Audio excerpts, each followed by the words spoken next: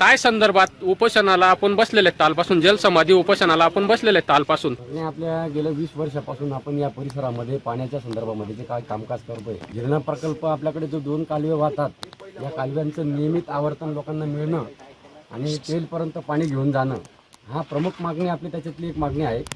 भंगाड़े gold की इस खूबसूरती को देखिए, इसकी कारीगरी सचमुच बेमिसाल है। आज ही आइए और अपनी पसंद चुनिए। ये सिर्फ गहना नहीं, आपका गौरव है।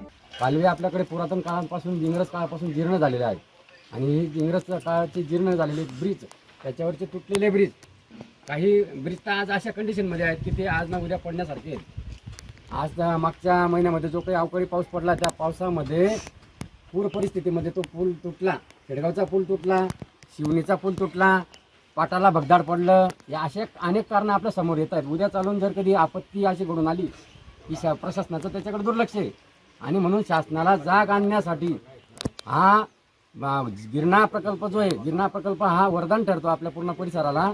त्या गिरणा प्रकल्पाकडे शासनाने विशेष निधी पुरवावा, त्याचं दुरुस्तीकरण करावं, त्याचं अस्तरीकरण करावं, मजबूतीकरण करावं, अशी मागणी आपण गेल्या 10 वर्षापासून शासनात लावून धरली आहे। त्यापैकी काही निधी प्राप्त झाला, परंतु तो निधी अर्धवट आहे असं त्या विभागाकडून सांगण्यात येतं। शिवणी गावाला जो ॲक्वाडक्ट घालून आपला राज्यमार्ग जातो, त्या राज्यमार्गातून पाण्याचा पण मार्ग आहे आणि म्हणून त्या ठिकाणी पूर परिस्थिती निर्माण होते।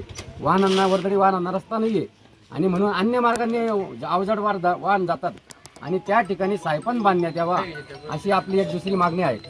खेडगावला आज पूर्ण नदी, ज्या नदीवर आपली पाईप स्ट्रक्चर बांधलेलं होतं, त्या स्ट्रक्चरचं पूर्ण पावसामध्ये ते वाहून गेलेलं आहे आणि आज लोकांना तिथे चालण्यासारखी सुद्धा जागा अवस्था नाही आहे आणि ते स्ट्रक्चर नव्याने उभं करण्यासाठी उंच वरुंद पुलाची मागणी आपण या प्रस्तावात शासनामध्ये मांडलेली असताना किंवा आमदार साहेबांनी सुद्धा सूचना केल्या असताना सार्वजनिक बांधकाम विभागाने हा चुकीचा रस्ता दाखवला आणि त्याच्यामुळे हा पूल मागे पडलेला आहे आज। विजूभाऊ, तुम्ही प्रशासनाकडे या संदर्भात निवेदन, काही अर्ज, काही कागदपत्र दिलेले आहेत का तुम्ही?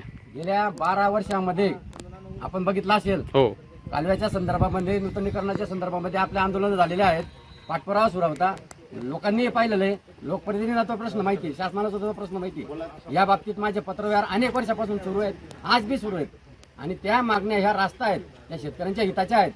शेतकऱ्यांच्या टेलपर्यंत पाणी जोपर्यंत जात नाही तोपर्यंत माझा लढा हा शेवटपर्यंत चालू असणार आहे। मागच्या वर्षी सुद्धा मी जलसमाधी आंदोलन डिक्लेअर केलं होतं, पण भडगाव तालुक्यामध्ये नुकत्याच आपल्या महिला तहसीलदार शीतल सोलाट यांनी मध्यस्थी करून ते उपोषण थांबवलं होतं आणि त्यामुळे मी त्यात स्थगित केलेलं होतं, परंतु त्यांच्याकडून, त्या विभागाकडून 6 महिन्यात ती कारवाई पूर्ण झाली नाही। आपण वर्षभराचा वेळ दिला तरी त्यांच्याकडून ते काम झालं नाही आणि म्हणून पुन्हा आपल्याला आंदोलन पेटवावं लागलं। आता जे जलसमाधी आंदोलन हे तीव्र खेळलं झालेलं आहे, याच्यावर जिल्हा प्रशासन जोपर्यंत भूमिका मांडत नाही तोपर्यंत हे आंदोलन स्थगित होणार आहे। जागे सुद्धा त्याची पूर्तता झालेली आहे, पण कुठे काय घोंगडा अटकून बसलाय, त्याच्यामुळे ते उपजिल्हा रुग्णालय आपल्या तालुक्यामध्ये बांधलं जात नाही आणि त्यामुळे तालुक्याच्या लोकांना अन्य तालुक्यांमध्ये जाऊन किंवा जिल्ह्यांमध्ये जाऊन उपचार घ्यावा लागतोय आणि त्याचा भुर्दंड सहन करावा लागतोय। या सर्व मागण्यांच्या बाबतीमध्ये मी जिल्हाधिकारी तसेच शासनाला अनेक वेळा कळून सुद्धा त्यांनी आपल्या आंदोलनाची दखल घेतली नाही आणि म्हणून पुन्हा या बाबतीत आंदोलन पुकारून इथे विविध प्रश्न आज आपल्या डोळ्यासमोर येत आहेत। संजूभाऊ, तुम्ही कालपासून उपोषणाला बसलेला आहे, या ठिकाणी तुम्हाला प्रशासनाकडून कोणी भेट दिली किंवा कोणी तुमच्याशी फोनवर बोललेलं आहे तर ती उपोषण माझे द्या या संदर्भात? हा, काल माझ्याकडे गिरणा पाटबंधारे विभागाचे उपअभियंता सुभाष चव्हाण आणि त्यांच्याबरोबर त्यांचे प्रतिनिधी, तसेच डेप्युटी इंजिनियर, उपअभियंता, सार्वजनिक बांधकाम PWD हे सुद्धा आज आपल्या गावामध्ये ते काल येऊन गेले। त्यांनी बघितली परिस्थिती।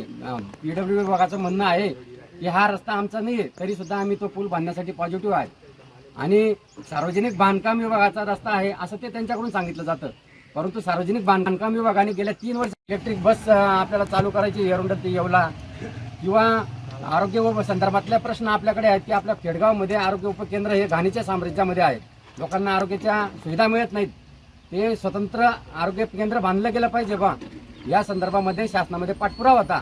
आरोग्य केंद्राला मान्यता देखील मिळालेली आहे, परंतु काही ह्या ग्रामपंचायतीच्या आडमुठ्या धोरणामुळे कागद शासनामध्ये गेल्यामुळे आज ते आरोग्य केंद्र बांधकामापासून वंचित पडलेलं आहे।